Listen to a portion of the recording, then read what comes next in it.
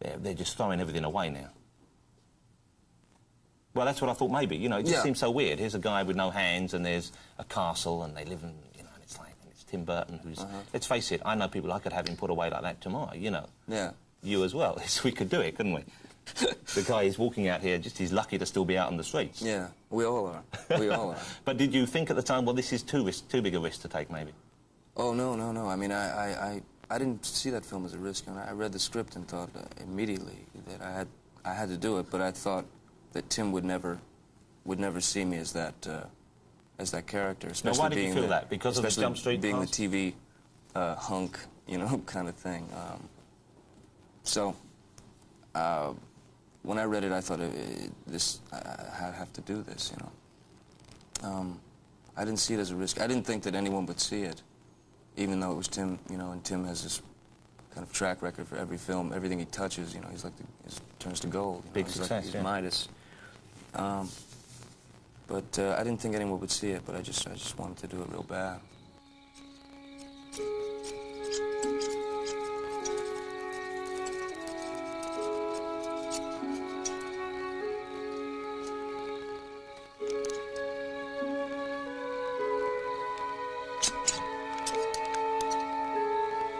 What was the toughest part about the shooting? Because presumably it was uncomfortable and arduous having those prosthetic end limb things on. Yeah.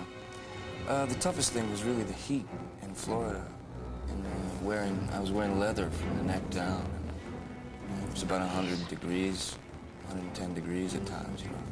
So it was the heat. I was in my local video store the other day and I noticed that there is a pornographic parody. Edward Scissorhands. Edward Scissorhands. I think they've done 3 of them now. I think they're working on the 4th, perhaps. Is that right? Well, I put my name down. I don't know. I'm waiting for that call. But what an incredible thing! I'm waiting for my call too. I wanted to do a cameo in it. What an honour! Yeah. Benny&Joon. Yeah. Is a movie which I didn't see when it first came out. I missed it and I got it on videotape and enjoyed it immensely as well. You hate it? Go ahead. No, I liked it. You hate it. I'm a big Buster Keaton fan, you see. Okay. For me, Keaton is the one. I mean, Keaton was never recognized fully for his contribution. I mean, the stuff that he did, the stunts that he did, the camera stuff that he did, the choices he made, and what he was able to do as an actor without saying anything, for me, is beyond Chaplin. Did you immerse yourself in Keaton when you were preparing for that role? I know it's not about Keaton, but certainly it's kind of Keaton-esque. For me, it was, you know, kind of selfishly, it was about Keaton. You know, it was my way of sort of being able to salute him. I watched tons of Keaton. I got a hold of like some really rare short films by Keaton, and I just watched them, you know, hundreds and hundreds of hours of stuff. He's incredible. He's amazing.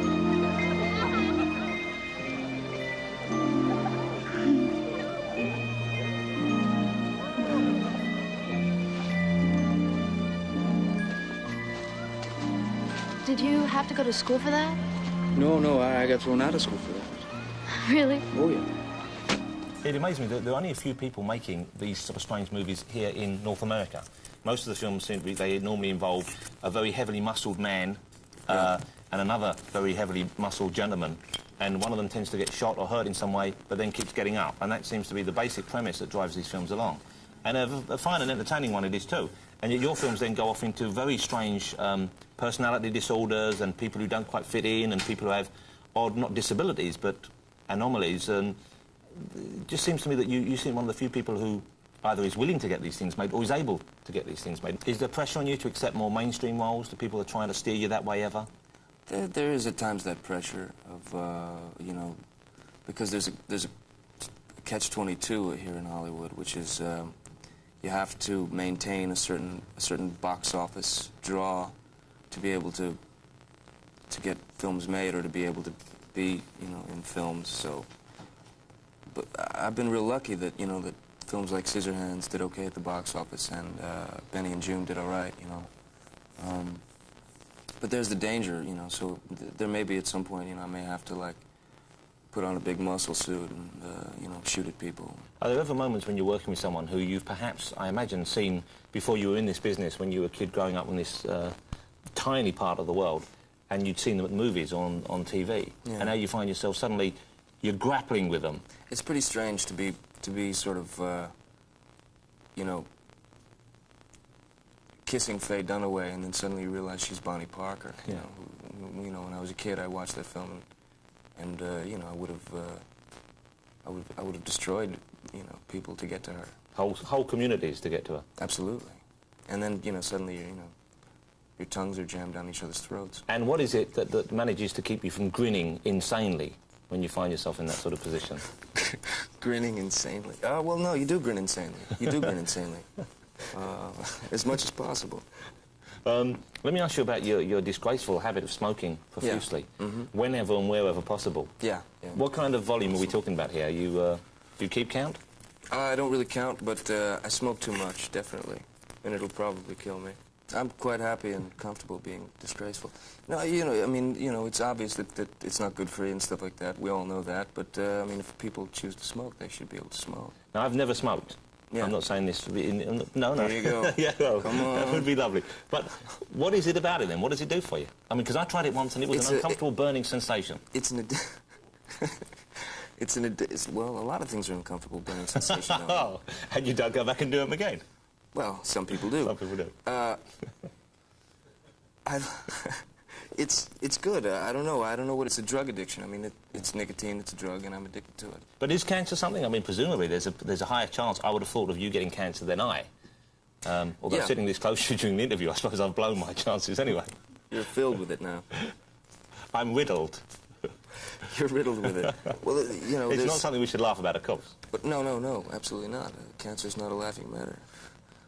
It'll probably, yeah, it might. I mean, it might get me, you know. But you know, I could walk out the door and, you know, have my head chopped off by a, you know, But that's always... passing man with a machete. But I've always thought that was the lamest excuse in the world. Whenever people say that to me, they say, well, you know, I could get one over them all. But if you went out and saw a man coming at you with a machete, you duck. Right? And when you cross the road, what if you would? presumably... I mean, well, maybe you would, you know, but maybe, what if you didn't see the machete? Maybe you would? Maybe you would. Maybe, you know, maybe you might not. You might want to see what it's like to have your head chopped off. You never know. You never know. Your relationship with the press, because they've written about you as moody rebel in the past, and at the moment you are carrying, I would have thought, the unenviable, in many ways, but in other ways quite attractive, title of the coolest man in, I think, the universe. What is it? The coolest man in the universe. Oh, wow, because I thought this week I was the worst dressed. Well, that's part and parcel. And then most likely to need a bath or something from Us Magazine. So the coolest man in the universe is... OK, all right, I'll be honest, I made that one up. Oh, but okay. that was the impression I got from reading, and I was just... I keep up on all these things. I want to know. I want to know what Us Magazine thinks. And People Magazine and... All of them, because they mold my future. I want to know, you know. And then, of course, you had the relationship with Winona Ryder, spectacular actress and a fabulous-looking woman, and this was made to be incredibly public, and I wondered whether that was something which you had anticipated or whether that took you by surprise and made you unhappy. Well, I just didn't... what happened was, I mean, you know, here I met this girl, and we get together, and we like each other, and we fall in love, and bing, we're together, and it's official. And then the next thing you know, it just becomes... That becomes the focus of the press and of people, and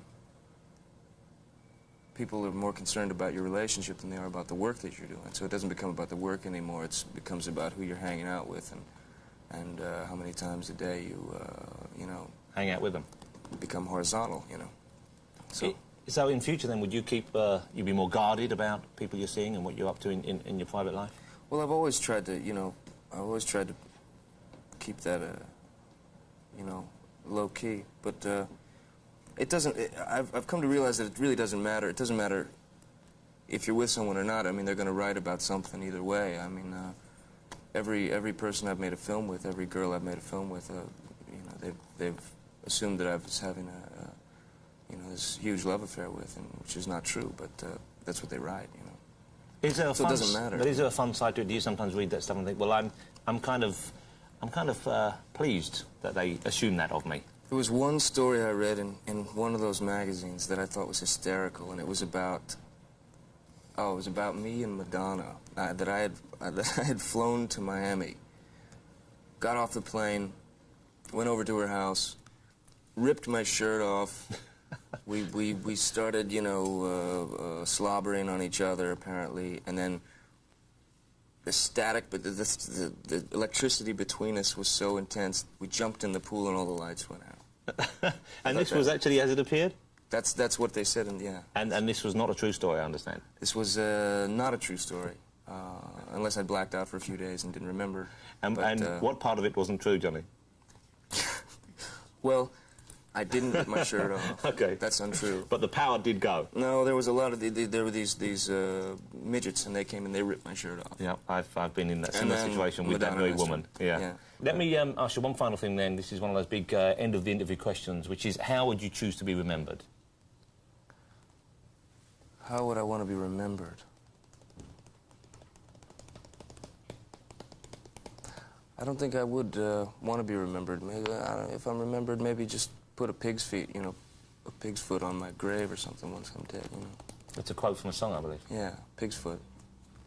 It was a pig foot and a bottle of beer. So that would be probably pretty good. Not a big ambition, but a telling one. Thanks for your time, and good luck with the movie. Thank you.